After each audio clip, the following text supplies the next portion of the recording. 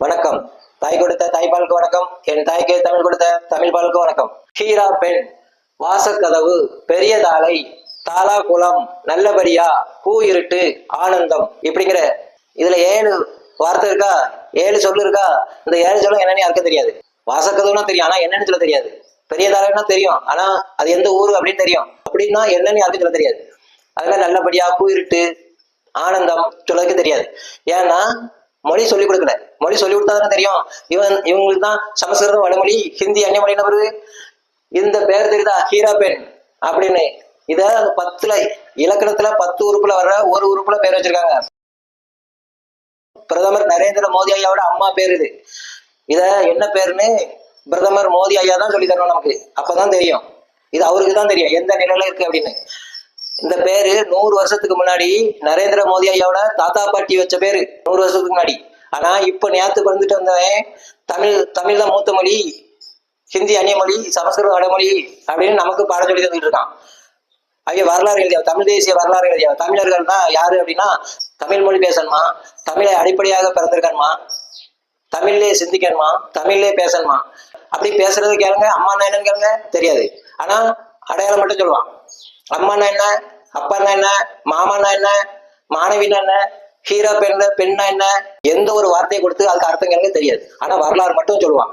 வடதின பேப்பர்ல வரலாறு படிச்சுக்கிட்டு அவன் வரலாறு எழுதுற பிறகு அதுல தலை இருக்குமா, கால் இருக்குமா, என்ன இருக்கும், ஒன்னும் இருக்காது. அதை கேட்டுட்டு நம்ம மண்டையில ஏத்திட்டு நம்ம தமிழன் சொல்ற பத்தில அவங்களோட வாழ்க்கை தான் வீணா போகும். அதனாலதான் தமிழ் தேசியம் ஒரு டுபாக்கூர். தமிழ் தேசியத்தை யாரும் நம்ப கூடாதுங்கிறது.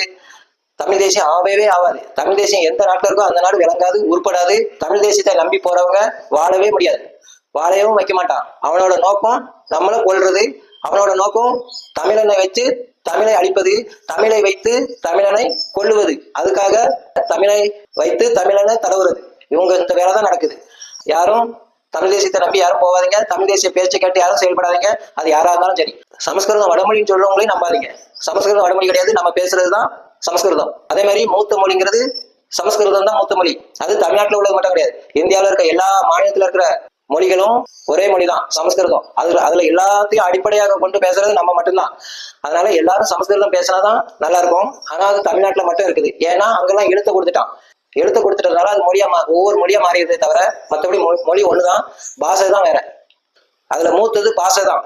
மூத்த மொழி பாஷை. மொழி 2வது. மொழியை தான் உருவாக்கியிருந்த தவிர பாஷையை யாரும் உருவாக்கல.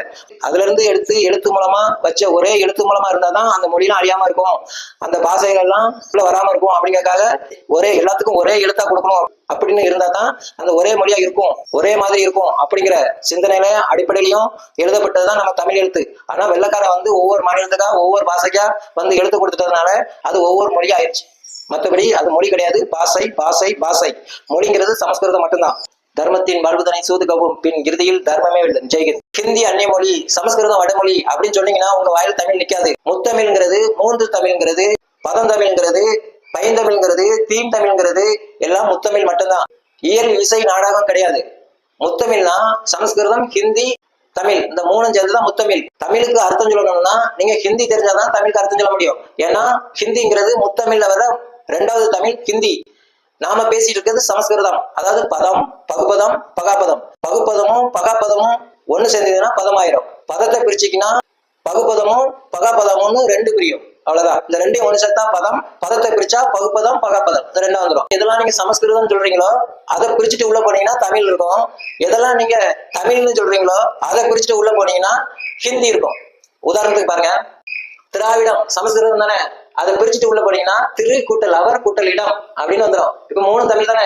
அதே மாதிரி அவசரம் அப்படிங்கிறது, அவசரம் அர்ச்சனை அப்படிங்கிறதுலாம் வடமொழிங்காங்களா, அதெல்லாம் அது அவசரம் அப்படின்னா அவர் கூட்டல் சார் கூட்டல் அறம் அவசரம் அப்படி வரும். அதே மாதிரி அம்மா அப்படின்னு தமிழ் தானே, அதை பிரிச்சிங்கன்னா உள்ள ஹிந்தி வந்துடும். அதே மாதிரி சக்காலத்தி தமிழ் தானே, சக்காலத்தி அதை பிரிச்சிங்கன்னா சக் கூட்டல் காலம் கூட்டல் ஆத்தி சக்காலத்தி அப்படி பிரிஞ்சிடும். இந்த சக்குங்கிறதும் இந்த ஆத்திங்கிறதும் ஹிந்தி தெரிஞ்சாதான் பதில் சொல்ல முடியும். ஹிந்தி தெரிஞ்சு இது சமஸ்கிருதம். 3ஐயும் ஒன்னடைச்சு ஒரு பொருள் தரும். அது கேட்க அவ்வளவு அழகா இருக்கும். அப்படி மத்தாளம், மத்தாப்பு, பருப்பு கடையில மத்து, இப்படி எதை எடுத்தாலுமே மேடை, மாநாடு, மேடை, அதுக்கப்புறம் அம்மா, மாணவி, கல்வி, அரசியல், வணக்கம், பகுத்தறிவு, மாண்புமிகு, இருமாப்பு, கடவுள், நாம் தமிழர் கட்சி. கல்வி தமிழ் தானே, பிரிச்சிங்கன்னா என்னன்னு கேட்க சொல்ல தெரியாது. ஆனா பிரிச்சு உள்ள போனீங்கன்னா ஹிந்தி தான் இருக்கும், வேற எதுவும் இருக்காது. ஹிந்தி, சமஸ்கிருதம், தமிழ், இந்த 3 சேர்ந்துதான் முத்தமிழ்.